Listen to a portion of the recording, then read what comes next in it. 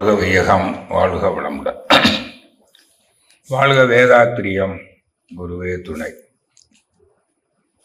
அன்பார்ந்த சகோதர சகோதரிகளை, உங்கள் அனைவரையும் பெருமதிப்போடு வணங்கி வாழ்த்தி வரவேற்று எனது உரையை தொடங்குகிறேன். இந்த பிரம்மஞான பயிற்சியில் இது 2வது நாள், முதல் அமர்வு. முதல் நாள் 4 அமர்வில் நீங்கள் இயற்கையையும் இயற்கை நீதியையும் முழுமையாக விளங்கிக் கொண்டீர்கள். அது இறைநிலையையும் அறநெறியையும் விளங்கிக் கொண்டீர்கள். அதான் பிரம்மஞானம், இறைஞானம், தெய்வத்தை பற்றிய அறிவு, கடவுளை பற்றிய அறிவு, இயற்கையை பற்றிய அறிவு, தெய்வ நீதி அறிவு, இயற்கை நீதி அறிவு. சரிதானே நான் சொல்றது? அதில் முதல் 3 வகுப்புலேயும் அந்த தெய்வத்தை பற்றி, இறைவனை பற்றி, கடவுளை பற்றி, இயற்கையை பற்றி தான் நான் சொன்னேன். ஒன்று சுத்தவெளி, மெய்ப்பொருள், அப்புறம் ஜடப்பொருள்கள், வான்காந்தம், உயிர் பொருள்கள், ஜீவகாந்தம், சத் சித் அனந்தம். இயற்கை 3 பிரிப்பு: இருப்பு நிலை, இயக்க நிலை, உணர்வு நிலை. இயற்கையை முழுமையாக தெரிஞ்சுட்டீங்க. என்ன தெரிஞ்சிட்டீங்க? மெய்ப்பொருள் ஆதி எனும் பரம்பொருள் ஒன்றே ஐம்பூதங்களாகி அண்டங்களாகி முறையாக கூடி சீவன்களின் உடலாக, உயிராக, மனமாக உள்ளது. சரிதானே? இப்ப நம்முடைய உடலாக இருப்பது யார்? நான் யார்? தெய்வம், அறிவு, கடவுள், பிரம்மம். அது நான் தானே? அப்ப நான் தானே? நான் தான் என் உடலாக இருக்கிறேன், நான் தான் என் உயிராகவும் இருக்கிறேன், நான் தான் என் மனமாகவும் இருக்கிறேன். என்னை தவிர வேறு எதுவுமே இல்லை. அனைத்தும் நானே. புரியுதா? இப்போ நான் யார்? நான் இறைவன், நான் கடவுள், நான் பிரம்மம். அப்ப நம்ம எல்லாரும் யாரு? ஒண்ணுதான். புரியுதா? அப்ப ஒன்றே குலம், ஒருவனே. இப்ப நாம எல்லாருமே எப்ப யாருங்க? இறைவன், பிரம்மம், கடவுள், இயற்கை, எப்படி வேணாலும் சொல்லலாம். எதற்கு வந்தான் இறைவன்? இறைவன் ஏன் மனிதனாக வந்தான்? புரியுதுல? உயிரின தன்மாற்றம் ஏன் வந்தான்? உங்களுக்கு சொல்லி இருக்கிறோம். தன் எழிலை தானே ரசிப்பதற்கு, இயற்கையை, இந்த ஐம்பூதங்களை, அழுத்தம், ஒலி, ஒளி, சுவை, வாசனையை உள்ளதை உள்ளவாறும் உருமாற்றி, தரம் மாற்றி, அழகுபடுத்தியும் ரசிப்பதற்கு ஏற்ற ஒரு அறிவு திறன், நுட்பமும் உடல் நுட்பமும் இருக்கு. உடல் கருவிகள், தொழில் கருவிகள். விலங்குகளுக்கு கை கால்லாம் இருக்குது, தொழில் கருவிகள் இருக்கு. ஆனா இயற்கை வளத்தை வாழ்வின் வளமா மாற்றுமா? செய்யுமா? அழகுபடுத்துமா? அது இயற்கையை உள்ளபடி தான் ரசிக்கும். ஆனா மனிதன் தான் என்ன செய்யறான்? உருமாற்றி, தரம் மாற்றி, அழகுபடுத்தி ரசிக்கிறான். இப்படி ரசிப்பதுதான் வாழ்க்கை. அப்ப எவ்வளவு காலம் வாழுகிறான்? சில சொல்ற life is short. No, life is eternal. இறைவனுக்கு சாவு இல்லை. அவன் சாவை மீறிய சாமி. அவன் தானே மனிதன். மனிதனுக்கு சாவு உண்டா? இல்லை, எங்க தாத்தா செத்து போயிட்டாரு. ஹேய், எங்க தாத்தா தாண்டா நீயே. புரியுதா? இப்போ இங்க தாத்தாவை பார்த்தவங்க என்ன பார்த்து சொல்லுவாங்க, நீங்க இன்னாரு பேரனா, இன்னாரு மகனான்னு கேட்பாங்க. பார்த்த உடனே தெரியுது. டிஎன்ஏ வேற ப்ரூஃப். சொல்லுங்களேன். ஆதி மனிதன் செத்து போய்விட்டானா? இன்று வாழுகிற உலகம் முழுதும் வாழ்வது யார்? அது யார்? நான் வாழுகிறேன். புரியுதா? இப்போ இதுதான் ஞானம். எனக்கு அழிவில்லை, எனக்கு சாவில்லை. பாரதி சொன்னான், எனக்கு நோவும் இல்லை. நோவுனா துன்பம், சாவும் இல்லை. நோக்கும் இடமெல்லாம் யாமென்று வேறில்லை. நோக்க நோக்க களியாட்டம். காக்கை குருவி எங்கள் ஜாதி, நீல் கடலும் மலையும் எங்கள் கூட்டம். புரியுதா? இப்ப நாம எல்லாம் அந்த நிலையில வந்துட்டோமா இல்லையா? எல்லாரும் வந்துட்டீங்க. சந்தேகம் இருக்குதா? நம்பர் இருக்குது, குறிச்சுக்குங்க. என்கிட்ட பேசணும். என்னமோ சொன்னீங்களே நாங்கெல்லாம் ஞானின்னு, எனக்கு ஒத்துக்க முடியலையே. தொடர்பு கொள்ளுங்க. அரை மணி நேரம் ஒதுக்குங்கள், உங்களை ஞானி ஆக்கி விடுவேன். புரியுதா? இப்ப நீங்க எல்லாம் யாருங்க? தன்னை அறிந்த தத்துவ ஞானிகள். அவனும் நானும் ஒன்று. என்ன ஒரு பெருமிதம்! செருக்கு, அறிவு செருக்கு வந்துருச்சா வரலையா உங்களுக்கு? எனக்கு வந்துருச்சு. ஞான செருக்கு பாரதி சொல்வான். அறிவுதான் தெய்வம். 1000 தெய்வங்கள் உண்டென்று தேடும் அறிவிலிகள், அறிவு ஒன்றே தெய்வம் என்று வேதங்கள் கூறுவது தெரியலையா? வேதாத்திரி சொல்றது தெரியலையா? அறிவே தெய்வம். தெய்வத்துக்கு கோயில் கட்டினார். அந்த கோயிலுக்கு பெயர் தான் அறிவு திருக்கோயில்.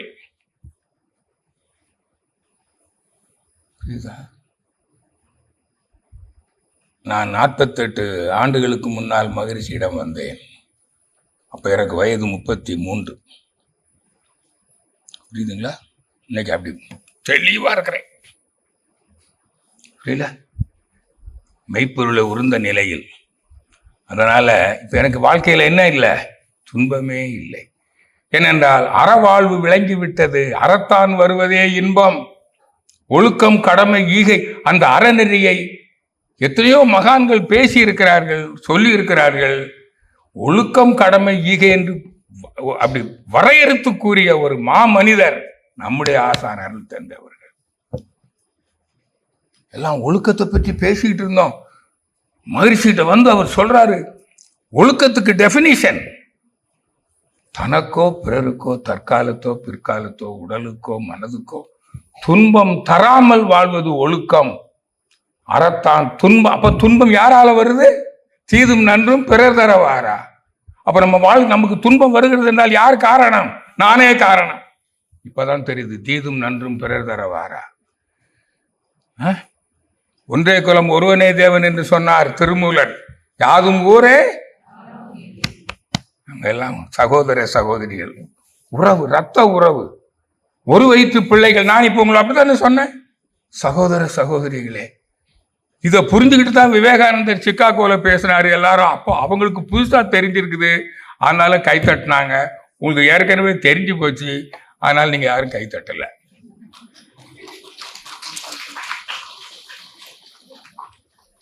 அப்ப இங்க ஜாதி, மதம், இனம், தேசம், மொழி, ஆணு, நான் பெண்ணு, ஆல் ஆர் ஈக்குவல். ஆணும் பெண்ணும் சமம். ஆணுக்கு பெண் சமம் அல்ல. புரியுதா? ஆணும் பெண்ணும் சமம். All R equal. ஈக்குவலிசம், சமயம், அதான் சமயம். நான் தமிழ்நாடு அரசு இந்து அறநிலையத்துறையில் பணியாற்றினேன். இந்து சமயம், சமயம்னா என்னன்னு பொருள் தெரியாம இருந்தேன். மகரிஷி சொன்னார், சமயம் ஈக்குவலிசம். எல்லா சமயமும் அதுதான் சொல்லுது, உலக சமயங்கள் அனைத்தும். ஆனால் அந்த சமயத்தை பற்றிய கருத்தை சொன்ன வந்தவர்கள், என்னுடைய சமயம் உன்னுடைய சமயத்தை விட உயர்ந்தது, உன் சமயம் என் சமயத்தை விட தாழ்ந்தது என்று உயர்வு தாழ்வு கற்பித்த போதுதான் சமயத்தை சார்ந்தவர்கள் மதவாதிகளாக மாறிவிட்டார்கள். புரியுதா? உயர்வு தாழ்வு மனப்பான்மை. மதம் ஒழிய வேண்டும், சமய உணர்வு மலர வேண்டும். அதுதான் அன்பு. புரியுதா? அதான் அறிந்தது சிவம், மலர்வது அன்பு. உங்களுக்கு அன்பு வந்துட்டா இல்லையா? பஞ்சபூதங்களை பாக்குறீங்க, மண்ணு, அது நான் தான். அந்த மண்ணு தானே என் உடலா இருக்குது. காலையில் என்ன சாப்பிட்டீங்க? இட்லி, அவல், சட்னி, சாம்பார், கஞ்சி. நான் சொல்றேன் மண்ணுங்கிறேன். மண்ணை தான் தின்றிருக்கிறீங்க. சுவையும் வாசனையும் உள்ள பொருளுக்கு பேர் மண். கெமிஸ்ட்ரி படிச்சிருக்கீங்க? உடம்புல மண் இருக்குல்ல, நீர் இருக்கா இல்லையா? அப்ப நீர் கடவுள் இல்லையா? நீரை மதிக்கிறீங்களா இல்லையா? மண்ணை மதிக்கிறீங்களா இல்லையா? உடம்புல வெப்பம் இருக்கு இல்லையா? வெப்பம் இல்லைன்னா, காற்று இல்லைன்னா, விண்ணு இல்லைன்னா, விண்ணு தான் உயிர். விண்ணு வேற உயிர் வேற இல்லை. நம்ம நாட்டில் ஒரு சொல் பழக்கம் இருக்குது, ஒருத்தருக்கு வலிக்குது, உயிர் போகுது, அப்ப என்ன சொல்வாரு? எப்படி வலிக்குது? விண்ணு விண்ணு வலிக்குது, உயிர் போகுது. ஆடா விண்ணு தாண்டா உயிர், இது கூட தெரியலையா? அப்ப உயிர் எங்க போகும்னா விண்ணுக்கு போகும்னா, அப்ப உடல் என்ன போகும்? மண்ணுக்கு போயிரும்னா. தத்துவம் புரிஞ்சு போச்சா?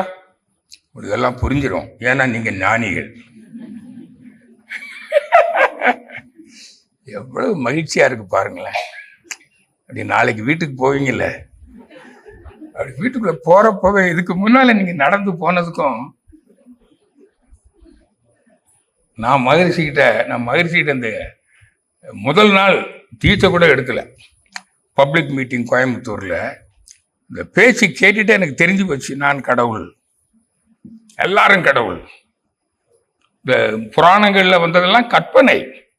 அது ஒரு உண்மையை சொல்வதற்கும் அந்த அந்த அவதார கடவுள்களை மதித்து நம்ம அன்பு செலுத்த வேண்டும், அதை சொல்றதுக்கு வந்ததுதான் அவதார கடவுள்கள். அதுல எந்த குறையும் இல்லை. ஆனா அந்த கடவுளை வணங்குறமே தவிர அன்பா இருக்கிறது இல்லை. கோயிலுக்கு போறாங்க, பூஜை பண்றாங்க, ஏதோ செய்யறாங்க. அன்பா இருந்துகிட்டா நீ எந்த கோயிலுக்கு போனாலும் சரி, போகாட்டாலும் சரி, நீ எத்தனை கோயிலில் போய் சாமி கும்பிட்டு எத்தனை பூஜை பண்ணியும், உன்னுடைய குடும்பம், உன்னுடைய பெற்றோரை, உன்னுடைய வாழ்க்கை துணையை, உன்னுடைய குழந்தைகளை, உன்னுடைய சகோதர சகோதரிகளை, உன்னுடைய சுற்றத்தார்களை, இந்த ஊர் உலகத்தில் உள்ள உயிர்களை நேசிக்கிற அன்பு இல்லை என்றால் நீ எந்த கோயிலுக்கு போய் என்ன பூஜை பண்ணியும் ஒரு பயனும் இல்லை என்பதை மகரிஷியுடைய உரை கேட்ட அன்னைக்கே தெரிஞ்சிட்டேன். அப்படி வீட்டில் போய் எப்படி போனேன்னு தெரியுங்களா? எப்படி போனேன் வீட்டில் இந்த நிலைமை ஒரு மாதிரி பார்த்தா, அன்னைக்கு என்ன ஒரு மாதிரி வந்திருக்கேங்க, புரியுதா? இது மாதிரி ஒரு நிறைவு, திமிரு சொல்லுவாங்கள, காலரை தூக்கி விட்டு நடக்கிறதுன்னு. இந்த திமிரை பற்றி பேசுவார் ஒரு அரசியல் தலைவர் இருக்காரு, அவர் பேச்சு இப்படித்தான் இருக்கும், என்ன மாதிரிதான் இருக்கும். திமிரு வேணும்டா எனக்கு, வீரம், புரியுதா? உங்களுக்கு எல்லாம் வந்துடுச்சா இல்லையா? நீங்க எல்லாம் என்ன ஆயிட்டீங்க? ஞானி ஆகிவிட்டீர்கள். ஞானிக்கு துன்பம் இல்லை. ஏன்? அற வாழ்க்கை விளங்கி விட்டது, வாழ்க்கை விளங்கி விட்டது. நான் ஏன் பிறந்தேன்? எப்பவோ கேட்டோம் நம்ம பெற்றோர்கள், நமக்கு துன்பம் வந்து என்னையா பெற்றீங்கன்னு. அதுல நிறைய பேர் நாங்க விரும்பாமதான் பிறந்துட்டேன், ஒரு சிலர் தான் விரும்பி பெற்றுக்கிட்டாங்க, புரியுதா? அப்போ ஒரு குழந்தை கேட்டுச்சான் அம்மா கிட்ட, அம்மா நான் எப்படி பிறந்தேன்? கடவுள் கொடுத்தாருன்னு. எப்படி கொடுத்தாருன்னு? கடவுள் அங்க இருந்து கொடுத்தாரு. கடவுள் எங்க இருக்காரு? அங்க இருக்காரு. எப்படி கொடுத்தாரு? அங்க இருந்து போட்டாரு, அம்மாவும் அப்பாவும் பிடிச்சுக்கிட்டோம்னு சொல்லிச்சு. அப்ப அந்த குழந்தை கேட்டது, ஏமா நீங்க பிடிச்சிங்க, பக்கத்து வீட்டு பணக்காரர் பிடிச்சிருக்கலாமே. அப்படித்தான் நானும் நினைச்சுக்கிட்டு இருந்தேன். ஏன்னா எனக்கு அவ்வளவு பொருள், வறுமை, கஷ்டம். மகரிஷிகிட்ட என்னைக்கு வந்தனோ அன்னைக்கே என்னோட வறுமை தீங்கி போச்சு. எனக்கு எல்லாம் இருக்குது, நான் இன்னும் எனது வச்சுக்கிட்டே இன்னும் ஆசைப்பட்டுக்கிட்டே இருக்கிறேன்னு அப்பதான் தெரிஞ்சது.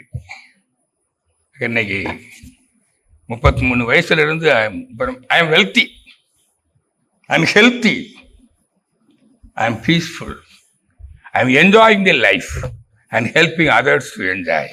புரியுதா? இப்போ உங்களுக்கெல்லாம் இந்த ஒரு வாழ்க்கை முறையை சொல்லும்போது இப்போ எவ்வளவு சந்தோஷப்படுறீங்க, மகிழ்ச்சி. அதை பார்த்து நான் மகிழ்கிறேன். அதுல எனக்கு ஒரு சலிப்பிலா இன்பம். புரியுதா? நீங்க 4:30 மணிக்கு எழுந்திருச்சு என்னுடைய பயிற்சிகள்லாம் முடிச்சுட்டு வந்திருக்கிறேங்க. 7:30 மணிக்கு வந்துட்டேங்க. புரியுதுங்களா? என்ன உணர்வுல வர்றேன்? வந்து எத்தனை பேர்கிட்ட பேசலாம். அவங்களுக்கு எல்லாம் ஒரு நல்ல வாழ்க்கை முறையை சொல்லி கொடுத்து அவங்களெல்லாம் அவங்க வாழ்க்கையில துன்பம் இல்லாமல் வாழ்றதுக்கு நான் உதவ வந்திருக்கிறேன் இல்லையா? இதுதான் சலிப்பிலா இன்பம். வாழ விடு, live others live and let others live. புரிஞ்சுட்டீங்களா? இப்போ நீங்கள் எல்லாரும் வாழ கற்றுக்கிட்டீங்க. எப்படி வாழ கற்றுக்கிட்டீங்க? வாழ்வின் நோக்கம் என்ன தெரிஞ்சது? இந்த உலக இன்பங்களை அனுபவிக்கணும். அப்போ துன்பம் எப்படி வருது? இந்த உலக இன்பங்களை அனுபவிக்கணும்னா அது இன்பமும் துன்பமும் நம் செயலுக்கான விளைவு. அதான் ஒழுக்கம்.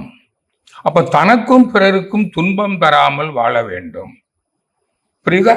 அப்போ அப்படி வாழ்ந்தீங்கன்னா அப்போ அதுக்கு என்ன, அது எப்படி துன்பமாக வருதுன்னா உடலில் நோய். புரியுதா? அப்போ எப்படி நம்ம துன்பம் கொடுக்குறோம்னா 5 செயல் விளைவு நீதி படிச்சிருப்பீங்க. நேற்று பாடம் நடத்திருப்பார் சத்யகுமாரவேல். தனக்கு செய்கிற பாவம் என்னதுங்க? 5 அளவு முறை மீறுவது நமக்கு நாமே செய்கிற பாவம். மறந்துடாதீங்க. இதான் பாடம், இதான் சாரம். சிலர் சொல்வான், நான் ஒரு பாவமும் செய்யல, கடவுளே ஏன் எனக்கு இந்த நோயை கொடுத்த? ஒன்றும் இல்லை. 5 அளவு முறை எவன் மீறுகிறானோ அவன் தனக்குத்தானே பாவம் செய்கிறான். அதான் ஒழுக்கம் கெட்ட செயல். புரிஞ்சுட்டீங்களா? அப்போ பிறருக்கு என்னது? பிறர் உடலுக்கோ மனதுக்கோ பிறர் வளம் பறித்து வாழ்வது துன்பம் தந்து, பிறர் உடலுக்கோ மனதுக்கோ துன்பம் தந்து வாழ்வது, அதான் பிறர் வளம் பறித்து வாழ்வது, அது பாவம். அதான் 2 ஒழுக்க பண்பாடு. அப்போ 2 ஒழுக்க பண்பாடையும் கடைப்பிடிச்சிட்டீங்கன்னா நீங்க பிறருக்கும் தீங்கு செய்ய மாட்டீங்க. இதுக்கு முன்னால செஞ்ச தீங்குக்கு இப்போ புண்ணியம் பண்றீங்கல்ல, அது சமமாயிடும். அப்போ 5 அளவு முறை காத்து 2 ஒழுக்க பண்பாடையும் கடைப்பிடித்து வாழ்ந்தால் நீங்க எப்படி வாழலாங்க? உடல் நலத்தோடு வாழ. மற்ற காரணத்தினால நோய் வரும், ரசாயன குழப்பங்கள் வரும், சுற்றுப்புற சூழல், சந்தர்ப்ப மோதல், கோள்க சஞ்சாரம், கருவைப்பு காரணமாக ரசாயன குழப்பம் வந்து ஜீவகாந்த அழுத்தம் குறையும், ஓட்டத்தில் தடை வரும், நோய் வரும். அதை எளிதாக நாம் குணப்படுத்தி விடுவோம். அது குணப்படுத்த தான் பயிற்சி என்னதுங்க? அந்த ஜீவகாந்த சக்தியினுடைய திணிவையும் ஓட்டத்தையும் சீராக வைத்திருப்பதற்கு தான். ஓட்டத்தை சீராக வைத்திருப்பதற்கு உடல் பயிற்சி, திணிவை சரியாக பராமரிப்பதற்கு காயகல்ப பயிற்சி. முடிஞ்சு போச்சா? இப்ப புரிஞ்சு போச்சு. இதை புரிஞ்சுக்கிட்டு தான் நான் உடல் பயிற்சி செய்கிறேன், காயக்கல்வி பயிற்சி செய்கிறேன். 5 அளவு முறை காப்பதில் விழிப்போடு செயல்படுகிறேன். 2 ஒழுக்க பண்பாட்டை கடைபிடிப்பதிலும் விழிப்போடு செயல்படுகிறேன். இப்போ நான் எப்படி இருக்கிறேன்? ஏதாவது தொந்தரவு வந்தா கூட அப்படி சின்ன எளிய மருத்துவங்கள், மூலிகை மகிரி சொல்வார், நோய் கடுமையாக இருந்தால் எளிய முறை இயற்கை மருத்துவம், உணவு மருத்துவம், மூலிகைகளை சாப்பிட்றது சரி பண்ணிடலாமா இல்லையா? அப்புறம் என்னங்க நோயை பற்றி கவலை? உடம்புல உண்மையான துன்பம் உடல் நோய் ஒன்றுதான். உடலுக்கு வர்ற துன்பத்தை தான் நீங்கள் எளிதாக அதை போக்க முடியாது. புரியுதா? இப்ப சொல்லுங்க, இனிமே உங்களுக்கு நோயை பற்றிய பயமா? இயற்கை மரணம் தான் வரும். இந்த உடல் என்னைக்கு நடமாட முடியாம போகுதோ அன்னைக்கு தான் இந்த உடலை விட்டு உயிர் பிரியும். இதுக்கு மேல இது கண்டமாயிடுது, பயன்படலை, அது விட்டுரும். எல்லா உடம்புலையும் நான் தானே வாழ்றேன், அப்புறம் இந்த உடம்புல தான் எனக்கு வேணுமா? இந்த உடல் தளரும் போது உங்க உயிர் என்ன நினைக்கும் தெரியுமா? இவ்வளவு நாள் பயன்படுத்தணும், இதுக்கு மேல பயன்படாது. ஒரு மோட்டார் கார் வாங்கி வச்சிருக்கிறோம், கண்டம் ஆகி போச்சு, கவலைப்படுவீங்களா? அதை போனா போது, இன்னொரு கார் இருக்குது இல்ல, எக்ஸ்சேஞ்ச் போட்டு வாங்கிட முடியாதா? அப்புறம் எங்க போயிட்டு கவலைப்படுறீங்க? என் கார் ரிப்பேரா போச்சு, ரிப்பேரா போச்சு, பல. இன்னும் சொல்ல போனா லேட்டஸ்ட் கார் கிடைக்கும், லேட்டஸ்ட் மாடல். அப்ப சந்தோஷப்பட வேண்டியதானே? இப்ப நம்ம சாகும்போது நம்ம பேர பிள்ளைகள்லாம் நிக்குது சுத்தி, அது யாரு? யங் பாடி, இப்போதான் கல்யாணம் பண்ணிக்கிட்டு வாழுது. அப்போ இந்த உடலை விடும்போது உங்க அறிவுக்கு, உங்க மனசுக்கு, ஐயோ நான் இந்த உடலை விட்டுட்டு போறேன்னு, நான் இனிமே அனுபவிக்க முடியாதே. இன்னைக்கு இருக்கிறதெல்லாம் யாரு? இங்க இருக்கிற இளைஞர்கள்லாம் யாரு? நான் தானே. மரண பயம் வருமா? எவ்வளவு மரண பயம் இல்லை, மரணமில்லா பெருவாழ்வு வாழலாம். புரியுதா இப்போ? அப்போ உங்களுக்கு இனிமேல் உடல் நோயை பற்றி பிரச்சனையே இல்லை. பொருள் தானே. இவ்வளவு நாளும் என்னமோ பொருள் வறுமைக்கு ஏதோ காரணம்னு நினைச்சுக்கிட்டு இருந்தோம். நான் பிறந்த நேரமே எனக்கு 10ஆம் இடம் தொழில் ஸ்தானம் 10, 11, 12 மோசமாக போச்சு. அதனால தான் எனக்கு பொருள் வறுமைன்னு நினைச்சீங்க. இப்போ தெரிஞ்சுக்கிட்டீங்க, வறுமை கிடையவே கிடையாது. பிரம்மஞானத்தில் நம்ம வாழ்க்கைக்கு தேவையான பொருட்களில் இயற்கை வளம் எல்லாம் நம் பிறப்போடு இணைக்கப்பட்டிருக்கிறது. ப்ராவிடன்ஸ். கல்லுக்குள் தேரைக்கும் முட்டைக்குள் கருவுக்கும் உணவை வைத்த இயற்கை இறைவன் நமக்கு எல்லாம் வச்சிருக்கிறான்.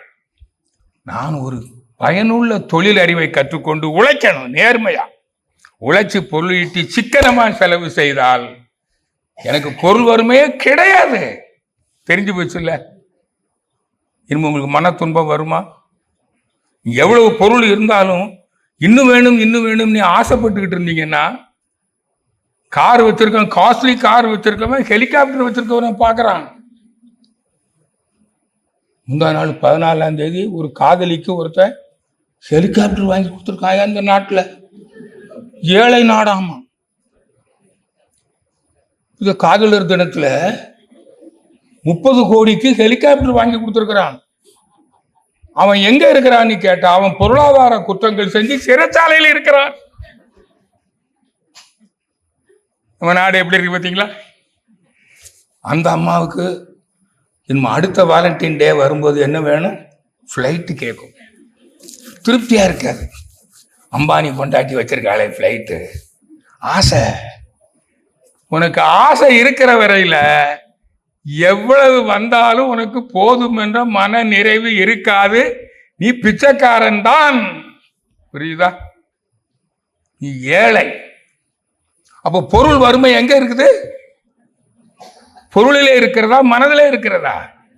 போதும் என்ற மனம். நம்முடைய தலைவர் எஸ்கேப் தான் சொல்லுவார் அதை பற்றி.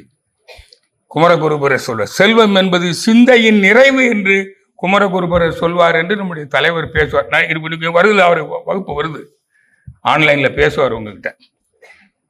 புரியுதா? அப்போ இப்போ உங்களுக்கு தெரிஞ்சு போச்சு. உங்களுக்கு ஏதாவது பொருள் வறுமையா?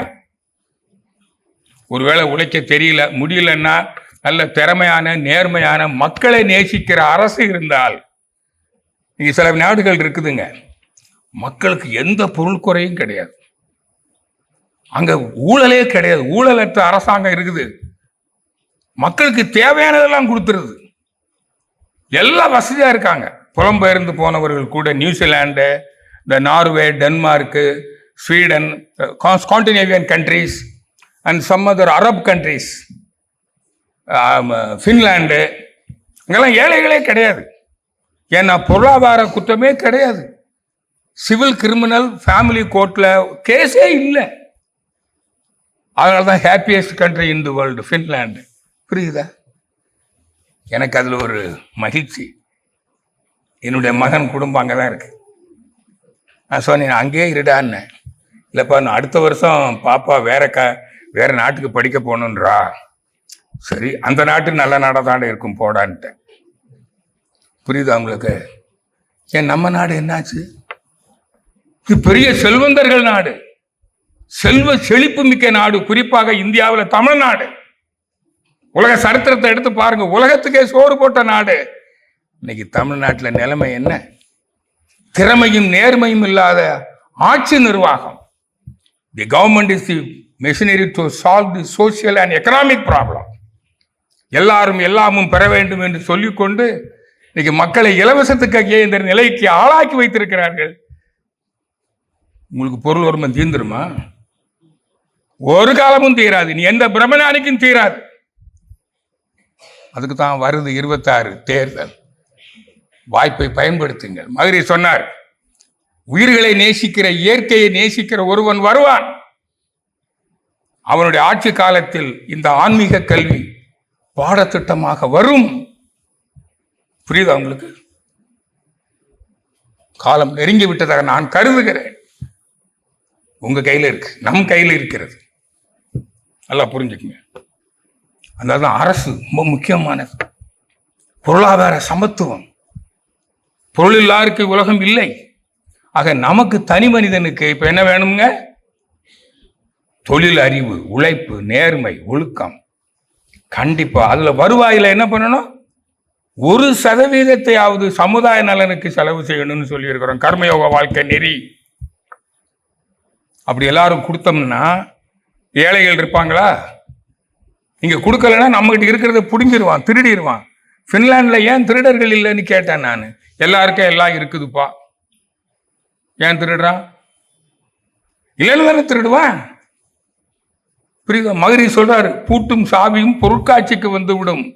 கதவு இருக்கும், தாழ்பால் இருக்கும், பூட்டு சாவி இருக்காதான் ஒரு காலத்துல.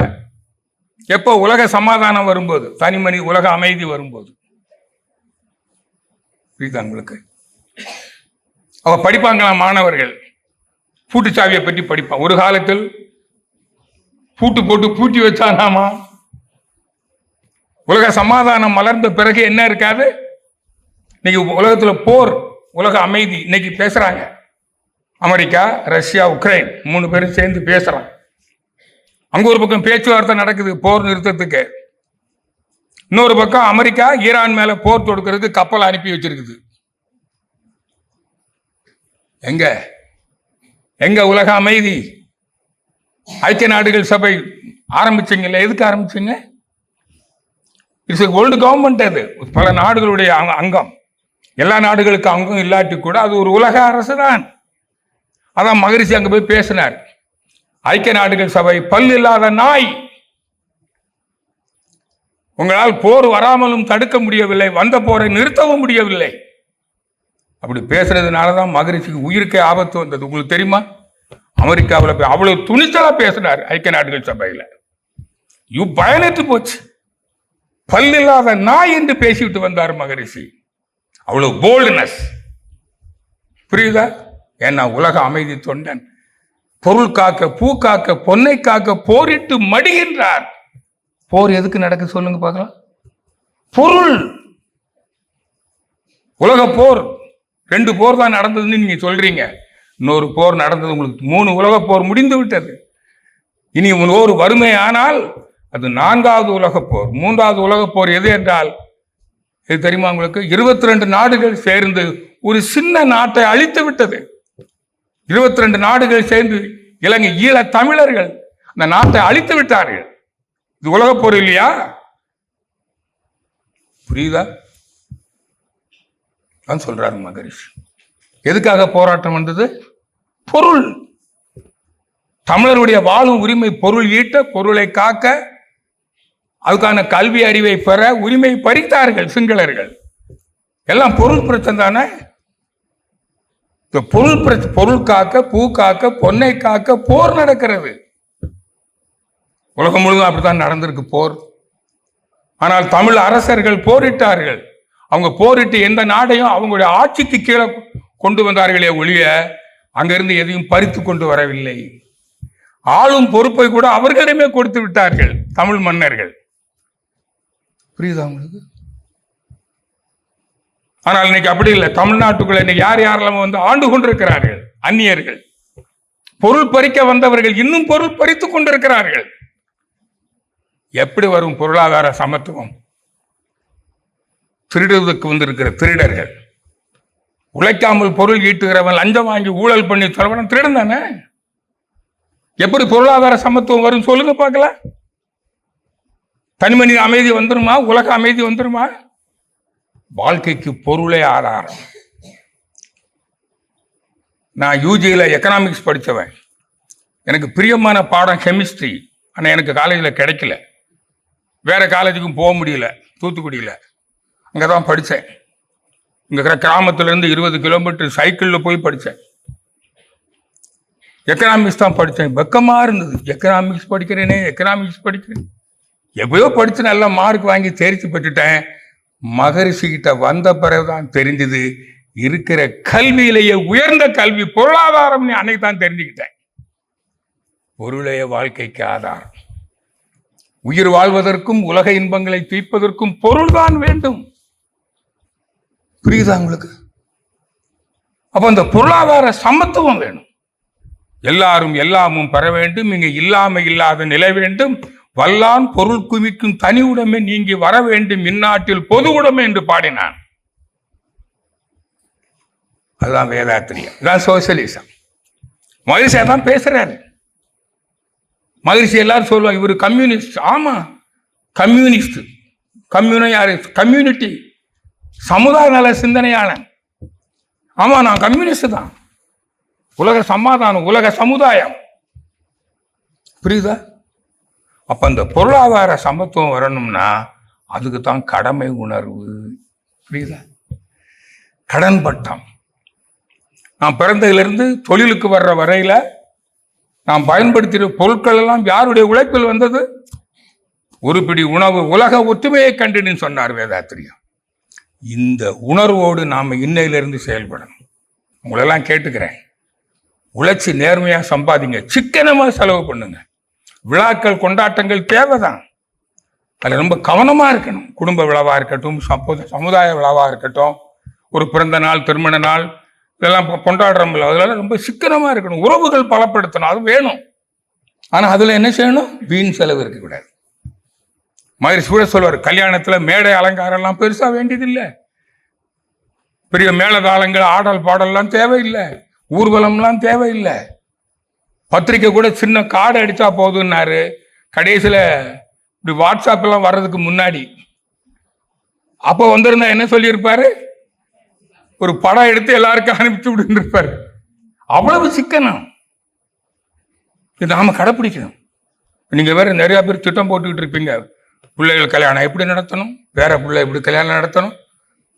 இதுவாக டைலமாவா இருந்தேன்னா உடனே எனக்கு ஃபோன் பண்ணுங்க, எப்படியா சிக்கனமா பண்ணலாம். நான் சொல்லுவேன், நான் 3 பிள்ளையை கல்யாணம் பண்ணியிருக்கிறேன் சிக்கனமா. மாதிரி சொன்ன மாதிரி சொல்லித்தர்றேன், கவலையப்படாது. விழாக்கள் கொண்டாட்டங்கள், நான் கூட பிறந்த நாள் கொண்டாடுறேன். இப்போ பிறந்த நாளை சமுதாயம் கொண்டாடுகிறது, திருமண நாளை கொண்டாடுகிறேன், செலவு செய்கிறேன். சிக்கனம், அப்படி ஹாப்பியா அப்படி செய்ய தெரியணும். கடன் வாங்கக்கூடாது. கடன் கொடுக்கலாம், திரும்பி வரும்னு எதிர்பார்த்து கொடுக்க கூடாது. புரியுதா உங்களுக்கு? மகிழ்ச்சிட்ட சாமி எப்படி கடன் கொடுத்தா எப்படி எதிர்பாராம இருக்கு? நீ பிறருக்கு உதவணும்னு நினைச்சு கொடுத்தா உன்னுடைய சகோதர சகோதரிக்கு கொடுக்குற, அவங்க கிட்ட உண்மையில திருப்பி கொடுக்க முடியாது, எதிர்பார்த்து கொடுப்பியா? புரியுதா? நீ சொல்லுவ, அம்மா நீ சம்பாதிச்சா கொடு, அப்படியாவது சொல்லுவீங்கல்ல. அவங்க சம்பாதிக்கல, சகோதரிக்கு கொடுத்துட்டீங்க, நீங்க வருத்தப்படுவீங்களா? அதே மாதிரி இந்த உலகத்துல யாருக்கு நீ உதவுனாலும், யாருக்கு உதவுகிறாய்? உன் சகோதர சகோதரிக்கு உதவுகிறாய். அந்த உணர்வுல கடன் கொடுக்கலாம். அப்ப எதிர்பார்த்து கொடுத்தா அதான் கடன் இல்லாத வாழ்க்கை. அதே மாதிரி கடன் வாங்குவது, கடன் வாங்கிவிட்டீங்க, கொடுக்க முடியல, அப்ப சாமி என்ன பண்ணலான்னு, அது கொடுத்தவன் கவலைப்பட்டு போறான், நீ ஏன் கவலைப்படுறன்னு அந்த இடத்துல முடிவு பண்ணிட்டேன்.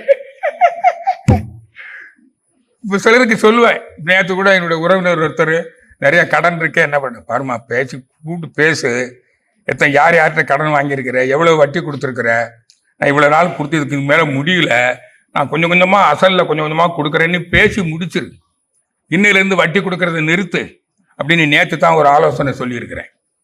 வேணா பேசுறதுக்கு நான் வர்றேன், சில வக்கீல்கள்லாம் இருக்கிறாங்க, அவங்ககிட்டலாம் பேசுவோம்னு சொல்லியிருக்கிறேன். அப்படி இந்த கடன் பிரச்சனைகள் எல்லாம் எப்படி தீர்க்கணும்னு தெரியும், எனக்கு ஃபோன் பண்ணு. நான் இலவச உடல் மனநல ஆலோசகர். புரியுதுங்களா? அதான் இங்க மாதிரி சொல்லாரு, கடன் என்ற புண்ணில் வட்டி என்ற குறைவோடு. அப்போ இந்த பொருளாதார சிக்கல் வராம வாழ்ந்துக்கிட்டீங்கன்னா உங்க வாழ்க்கையில துன்பம் வருமா? அது மனதுக்கு துன்பம், அது மனதுக்கு வலிக்குது. உடம்புல நோய் வந்தா உடம்புக்கு வலிக்குது, அதையும் மனம்தான் உணருது. புரியுதா உங்களுக்கு? மனம் இல்லைன்னா உணர்வு இல்லை. ஆக துன்பம் எல்லாம் ஒன்று உடல் பிரச்சனை, உடல்நல பிரச்சனை, ஒன்று பிறகு பிரச்சனை, அடுத்தது உறவு பிரச்சனை. இப்போ இந்த பிரம்மஞானம் நீங்க படிச்சுட்டீங்க, நமக்கு வேண்டிய உதவுற மக்கள்லாம் இருக்காங்களா இல்லையா? மனைவி, கணவன், பிள்ளைகள், இவங்கெல்லாம் யாரு? இறைவன் தான் பிள்ளைகளா இருக்கிறாங்க. என் மனைவி யார்? என் கணவன். என் மனைவி யார்? என் கணவன் யார்? என் பிள்ளைகள் யார்? இறைவன். அப்ப இறைவனே தானே எனக்கு உதவுறான். இறைவனே இறைவனுக்கு உதவுவதற்காக இந்த சமுதாயமாக இருக்கிறான். இதுதான் பிரம்ம ஞானம். நான் அனாதையா வாழ்றேனே, யாராவது அனாதையா? ஒருத்தர் அனாதை. அப்போ இந்த உறவை எப்படி நான் பலப்படுத்திக்கிறது? பிறகு உனக்கு உதவ வேண்டும் இல்லையா? மனைவி கணவன் இருந்தாலும் உதவணும். அப்ப மாதிரி சொல்றாரு மகான்கள், அது இயேசு பிரான் சொல்றார், பிறர் உன்னிடம் எவ்வாறு நடந்து கொள்ள வேண்டும் என்று நீ விரும்புகிறாயோ அதே போல் நீ நடந்து கொள்வாயாக. அதான் இரண்டொழுக்க பண்பாடு. அப்ப நீங்க இரண்டொழுக்க பண்பாடை கடைப்பிடிச்சீங்கன்னா பக்கத்து வீட்டுக்காரிட்ட இரண்டொழுக்க பண்பாடை கடைப்பிடிக்கிறீங்க.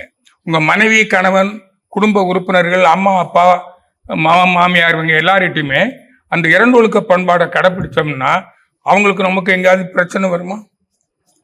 காவல் நிலையத்தில் புகார் வருமா? நீதிமன்றத்தில் வழக்கு வருமா?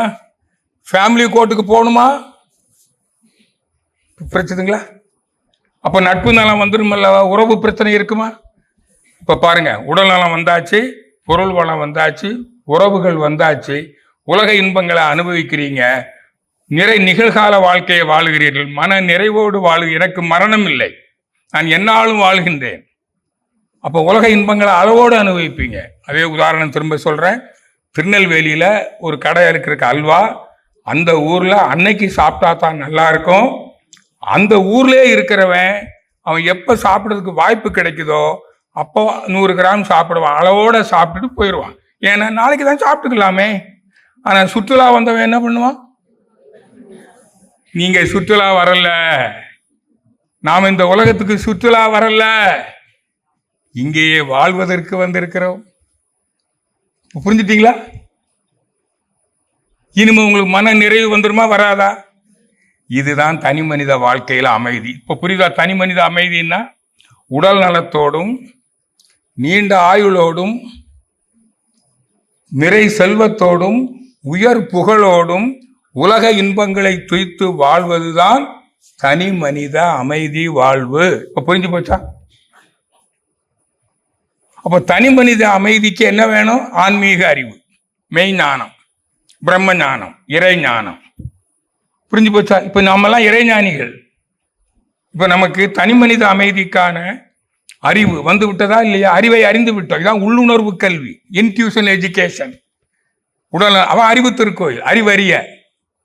இப்ப எல்லாருக்கும் அறிவு வந்துட்டுல. தனி மனித வாழ்க்கைக்கு உடல் நலம் காக்கும் அறிவு வந்து விட்டது. இப்போ நிறை செல்வந்தராக வாழும் அறிவு வந்து விட்டது.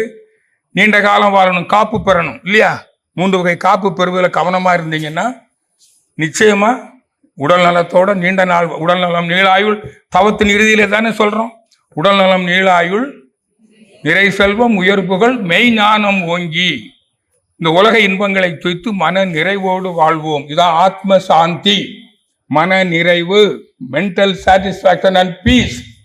சரியா போச்சா? அப்போ தனி மனித வாழ்க்கைக்கு என்ன வேணும்?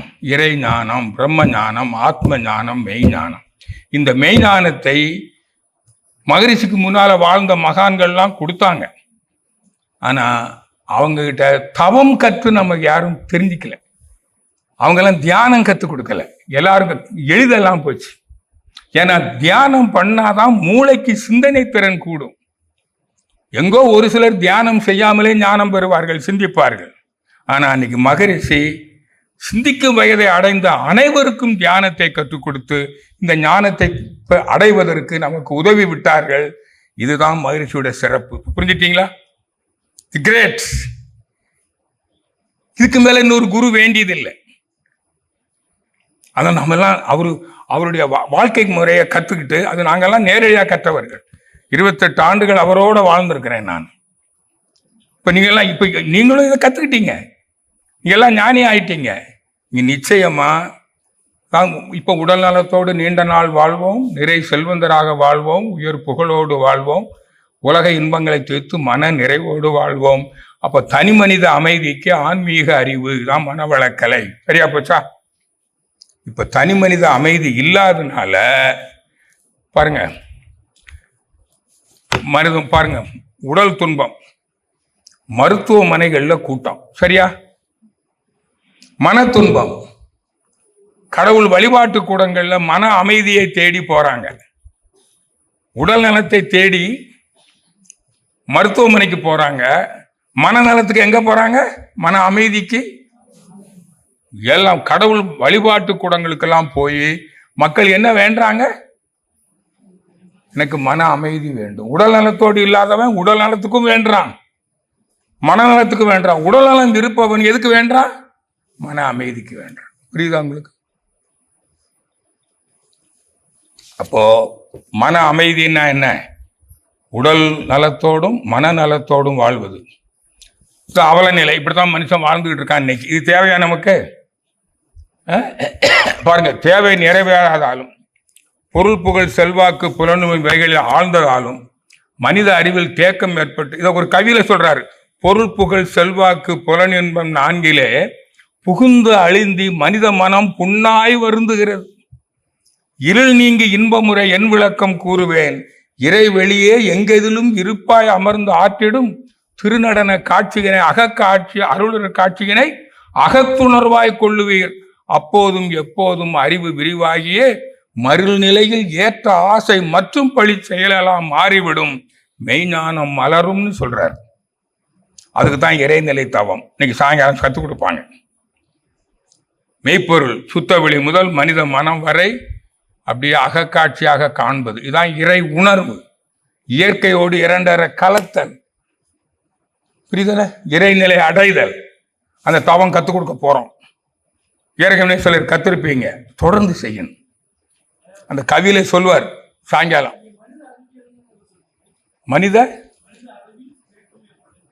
மனித அறிவு உயரணும் இல்லையா? அந்த 5 புலன்கள்லேயே சிக்கிருது. இதுல தேங்கி விடுகிறது. பொருள் புகழ் செல்வாக்கு புலன்பு 4. நான் யார்? வாழ்வின் நோக்கம் என்ன? இன்பத்துற்பத்தி என்ன காரணம் என்று சிந்திக்கவில்லை. மனித அறிவு புலன்கடந்து சிந்திக்கவில்லை. அந்த புலன்கடந்து சிந்திப்பதற்கு தான் மறைபொருளை உணர்வதற்கு ஆகினை துரியம் துரியாகினம் 3 மறைபொருள். காந்தம் விண்வெளி. அப்ப இந்த 3க்கும் இயற்கைக்கும் சம்பந்தம் இருக்குது. புரியுங்களா? காந்தத்தை உணர்ந்தாதான் அழுத்தம் ஒலி ஒளி சுவை வாசனை மனம் இன்பம் துன்பம் என்பது என்னன்னு தெரியும். உயிரை உணர்ந்தாதான் தோற்றங்கள் 5 பூதங்கள்னா என்ன இயக்க நிலை. இது விளைவுன்னு. அழுத்தம் ஒலி ஒளி சுவை வாசனை மனம். அவ விளைவுகளை பற்றி அறிவு வேணும்னா ஆகினி தவம் பண்ணவனுக்கு தான் தெரியும், புரியும் காந்தத்தை பற்றி அறிவு. அடுத்தது உயிர். உயிர் தான் இந்த விண். அதனுடைய கூட்டம் தான் 5 பூதங்கள். சரியாச்சு இல்லை? அப்பதான் அறிவு உயருது. இப்ப அது அங்க போகாம அறிவு இங்கே தேங்கி விட்டது. 5 அறிவுக்குள்ளேயே சிக்கி கிடக்கிறது. அதனால அளவு முறை மீறுகிறது. புரியுதா உங்களுக்கு? அந்த அறிவு மேல் நோக்கி போகணும். இப்ப நீங்க இங்க பாக்குறீங்க, இந்த சில சரிகள் இருக்குது, அது மேல் நோக்கி போகும். சவுக்கு மரம். அதை வெட்டி விட்டீங்கன்னா பக்கவாட்டில் போகும். அப்ப அறிவு புலன்கடந்து செல்ல வேண்டிய அறிவை போக விடாம இந்த 5 புலன்களிலேயே சிக்க விட்டுடுறோம். அப்ப என்ன ஆயிடும்? இங்கேயே போயிடும். இதான் மயக்கம். அப்ப மனித அறிவில் தேக்கம் ஏற்பட்டு, சரியா போச்சுங்களா ஐயா? கேள்வி ரைட். இது மாதிரி நீங்க ஒவ்வொன்றையும் நல்லா புரிஞ்சுக்கலாம். ஏன்னா இப்ப 1 மணி நேரத்தில் நான் எல்லாம் உங்களுக்கு சொல்லிட முடியாது. அதுக்காக தான் என்னுடைய அலைபேசி எண் கொடுத்துருக்குறேன். நீங்க எப்பாவது வீட்டில் எல்லாம் ஃப்ரீயா இருக்கும்போது என்னோடு தொடர்பு கொள்ளுங்கள். உங்களுக்கு எந்த வகையான விளக்கங்கள் வேண்டுமானாலும் நான் என்னால் மகரிஷியுடைய அறிவு நிலையில் இருந்து உங்களுக்கு கொடுக்க முடியும். ஓகே? அப்போ இதுதான் வாழ்க்கை சிக்கல்களுக்கு தீர்வு. ஓகே, அடுத்து பாருங்க. போர் நடக்குது, மாறாத போர். போர் என்ற பெயரில் மனித கொலை. உயிர்களை கொல்லுகிறார்கள். உறுப்புகளை இழந்து மக்கள் எவ்வளவு துன்பப்படுறாங்க. பொருள் நட்டம். மனித உழைப்பால் உருவாக்கப்பட்ட பொருட்கள் எல்லாம் நாசம் பண்ணி, அப்போ பொருள் நட்டம், உயிர் நட்டம். இதான இந்த போர்ல வந்த பலன். இயற்கையை கெடுத்து, இயற்கை வளங்களை கெடுத்து, செயற்கை வளங்களை கெடுத்து, உயிர்களை கொன்று, உயிர்களுடைய கை காலெல்லாம் எவ்வளவு சிதைஞ்சு போயிருக்கா இல்லையா? பாருங்க போர்ல. இது தேவையா? சொல்லுங்க. இதுக்குதான் உலகத்தில் பிறந்தோமா? இதுதான் வாழ்க்கை முறையா? ஆயுதம் இல்லாத நிலை. கற்களை கொண்டு போரிட்டான். கத்தி, ஈட்டி, வெடிகுண்டு. இப்ப நீங்க ரசாயன குண்டுகளை போட்டு, ரசாயன குண்டு போட்ட இடத்த போய் பார்த்துதான் வந்த இலங்கையில. இலங்கை பல முறை போயிருக்கிறேன். போருக்கு முன்னால 4 முறை போயிருக்கிறேன். போருக்கு அப்புறம் 2 முறை போயிருக்கேன். போருக்கு அப்புறம் முதல் முறை போன போது அந்த யாழ்ப்பாணம், அந்த தமிழர் பகுதியில் போய் சுத்திட்டு வந்திருக்கிறேன். அழுது என் கண்ணீர் வற்றி போய்விட்டது. இந்த முகாம்களில் போய் பார்க்கிறேன். அங்க இருக்க குழந்தைகள், பெரியவங்க எல்லாம் கை போய், காலு போய், கண்ணு போய், அந்த அவஸ்தையை பார்த்து தாங்க முடியல. ஒரு நாள் எனக்கு சாப்பிடவே முடியல.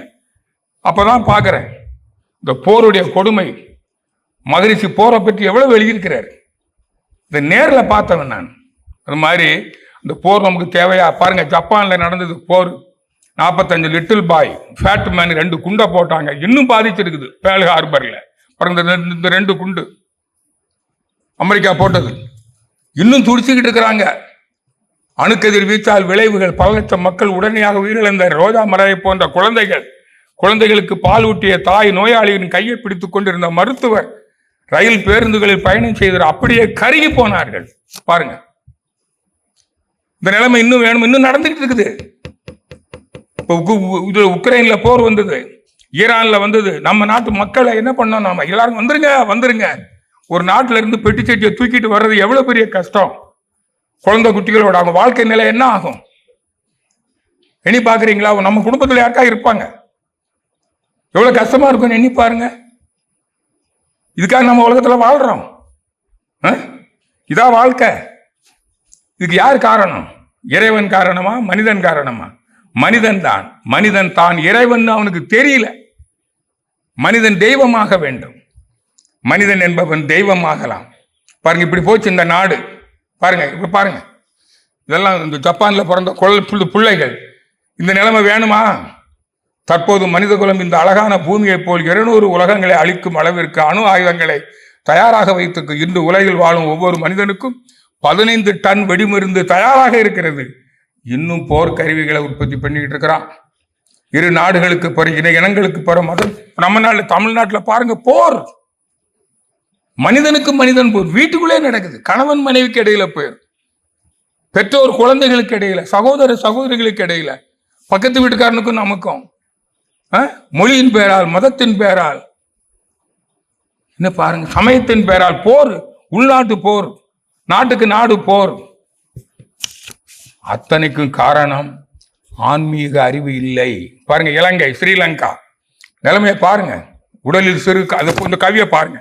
உடலில் சிறு காயமோ உறுப்புகளில் அடியோ ஒருவருக்கு ஏற்பட்டால் உடன் வாழ்வோர் எல்லாம் கடல் உலகில் படும் துன்பம் காண்கின்றோம்.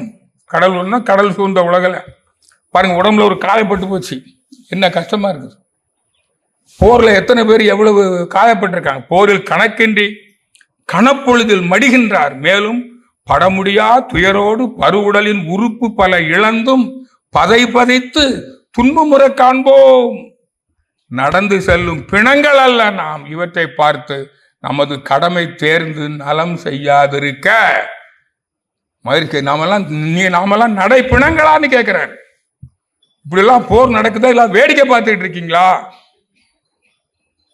அதனாலதான் மகரிஷி போர் இல்லா நல்லுலகம், உலக சமாதான தந்தை, உலக நல தொண்டன், உலக அமைதி தொண்டன்.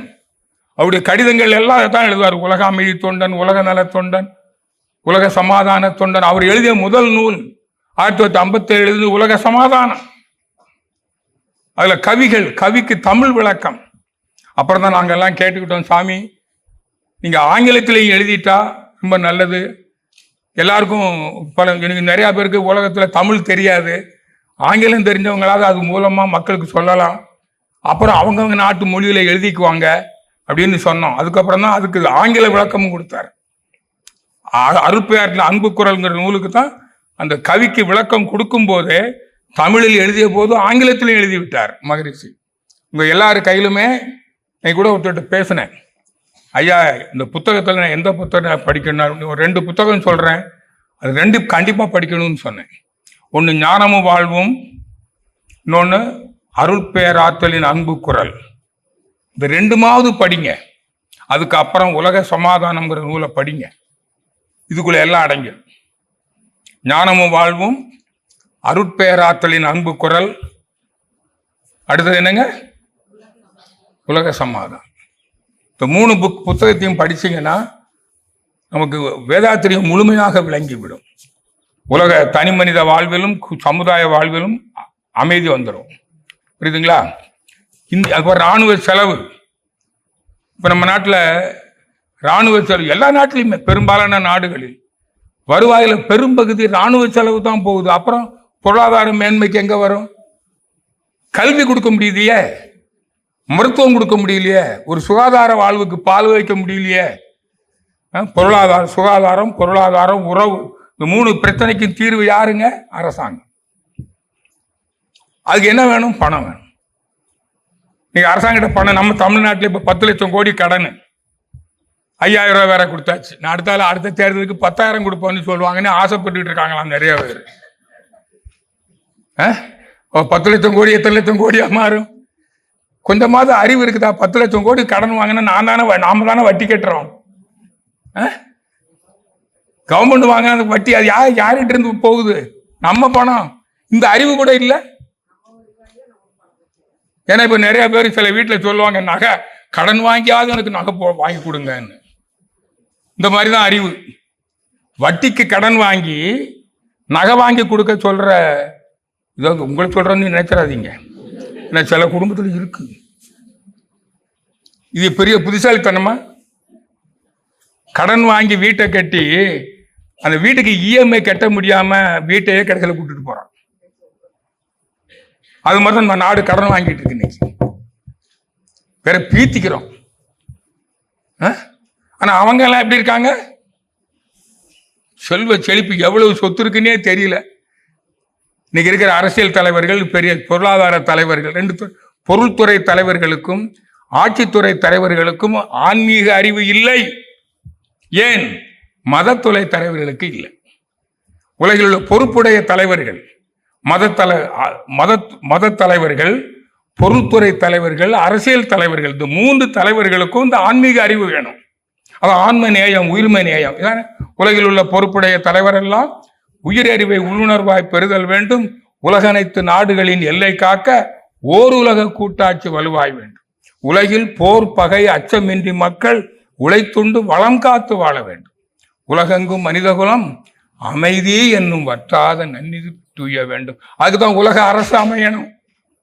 அதனால்தான் காலையில் எழுந்த உடனே முதல்ல எழுந்து உட்கார்ந்து அன்னை தந்தை ஆசானை வணங்கி நம்ம என்ன பண்றோம்?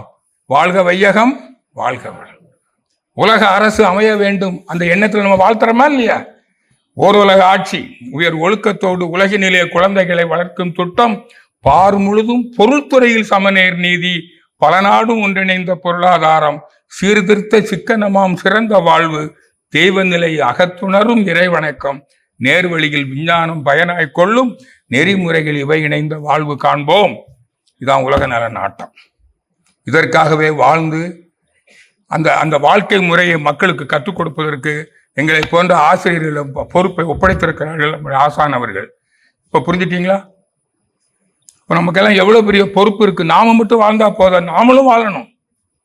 எல்லோரும் அமைதியாக வாழணும். அப்பதான் உலக சமாதானம். தனி மனிதனாக வாழவில்லை.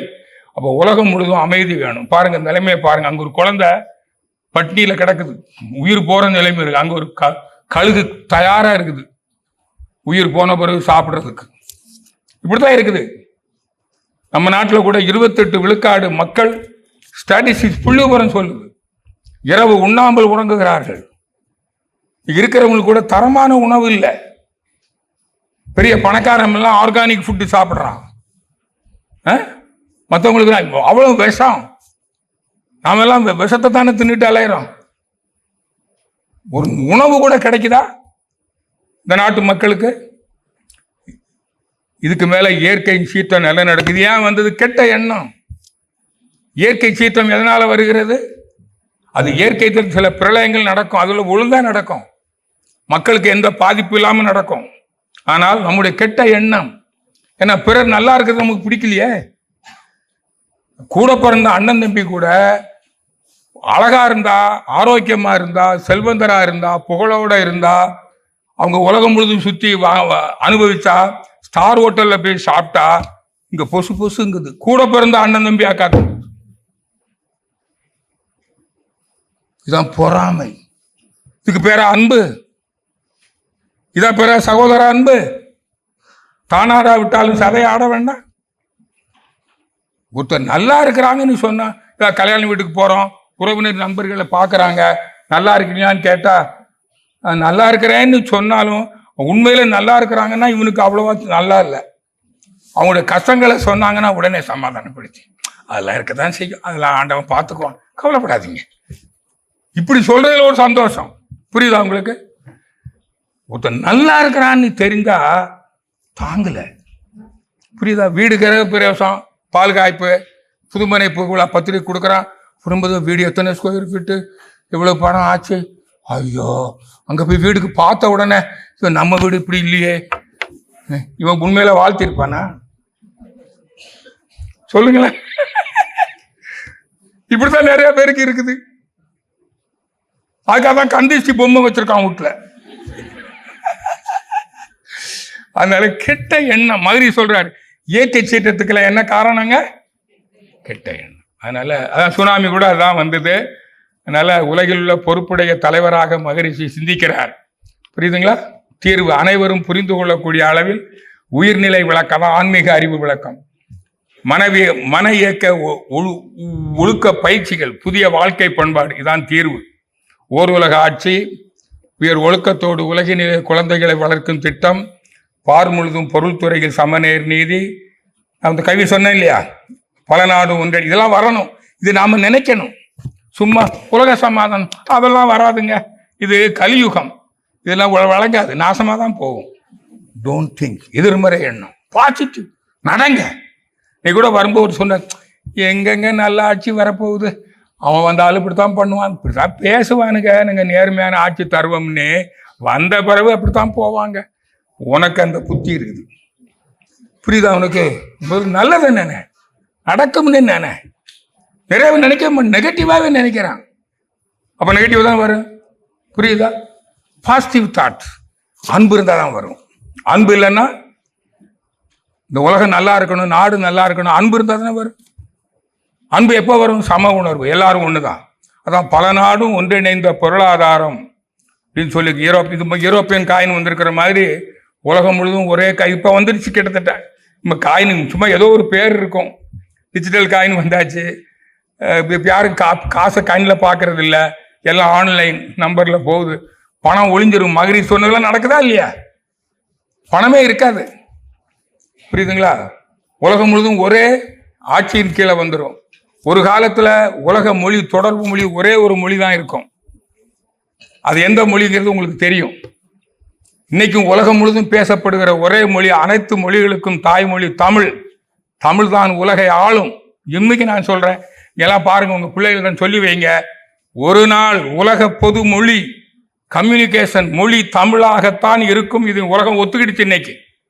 குறிப்பாக நம்மளுடைய பாரத பிரதமர் அவர்கள் நம்முடைய தமிழ் மொழி பெருமையை பற்றி சொல்லிக் கொண்டிருக்கிறார்கள். சீர்திருத்த சிக்கனமாம் சிறந்த வாழ்வு, தெய்வங்களை அகத்துணரும் இறைவணக்கம், நேர் வழியில் விஞ்ஞானம் பயனாய் கொள்ளும் நெறிமுறைகள் இவை இணைந்த வாழ்வு காண்போம். 9/1/1975 அன்று மகரிஷி அவர்கள் அமெரிக்க ஐக்கிய நாடுகள் சபையில் உள்ள அமர்ஷீல்டு அரங்கில் உலக அமைதி பற்றி திரு VC நரசிம்ம அவர்களின் தலைமையில் பல நாட்டு பிரதிநிதிகள் முன்னிலையில் வந்து உரையாற்றினாங்க மகரிஷி. இதுக்குள்ள அந்த உரையாற்றின படம் தான் இது. அதுக்கப்புறம் மகரிஷி அவர்கள் ஒரு உலக பேரரசு உருவாக அமெரிக்க நாட்டின் எக்காவேலியா என்ற ஆசிரம அரங்கில் பல்வேறு தீர்மானங்களை ஏற்றி அவைகள் பொதுமக்கள் அனைவராலும் ஏகமாக ஏற்கப்பட்டது. தற்போதைய ஐக்கிய நாடுகள் சபையின் நிலை. ஆனால் இன்னைக்கு இருக்கிற ஐக்கிய நாடுகள் சபை அந்த வீட்டோ பவரை வச்சிருக்காங்க. அமெரிக்கா, ரஷ்யா, பிரிட்டன், பிரான்ஸ், உலக அந்த மாதிரி இதெல்லாம் மாறணும். இதை பற்றி தான் மகரிஷி சொல்றாரு. நீங்கள் உலக சமாதானங்க நூல், உலக அமைதியை பற்றி நூல்லாம் இருக்குது, நம்ம படிக்கணும். நம்ம அதை அடிக்கடி நினைக்கணும். அப்படி நினைச்சிக்கிட்டு இருந்தோம்னா எப்படிப்பட்ட ஒரு சமாதானம் வரணும், ஒரு உலக அரசு அமையும் என்பதை நாம் மனதால முதல்ல நினைக்க வேண்டும். அப்படி நினைச்சுக்கிட்டு இருந்தோம்னா என்ன வந்துருங்க, ஒரு நாள் உலக சமாதானம் மலரும். அந்த நாள் வெகு தூரத்தில் இல்லை. ஆனால் அதுக்கு அடிப்படை என்னது? தனி மனித அமைதி. உலக அமைதிக்கு அடிப்படை தனி மனிதன். ஒரு பேப்பர்ல ஒரு பக்கம் மனித படம், உலக படம். அந்த பேப்பரை பல துண்டுகளாக கிழிச்சிடுறீங்க. அது திரும்ப ஒன்று சேர்க்கணும்னா நமக்கு உலகத்துக்கு அடையாளம் தெரியாது. மனித உறுப்புகளை வச்சு அந்த படத்தை மனிதனை ஒழுங்குபடுத்தி விட்டால் பின்னால திருப்பி பார்த்தா ஒழுங்கு மாறு. அதே போல உலக அமைதிக்கு எது அடிப்படை? தனி மனித அமைதி. தனி மனித அமைதிக்கு தன்னிலை விளக்கம், ஆன்மீக அறிவு, இறை ஞானம், பிரம்ம ஞானம், மெய் ஞானம் என்று கூறி உங்கள் அனைவருக்கும் எனது வாழ்த்துக்களை தெரிவித்து நன்றி தெரிவித்து விடைபெறுகிறேன். அனைவருக்கும் நன்றி, மகிழ்ச்சி, வாழ்த்துக்கள். வாழ்க வளமுடன்.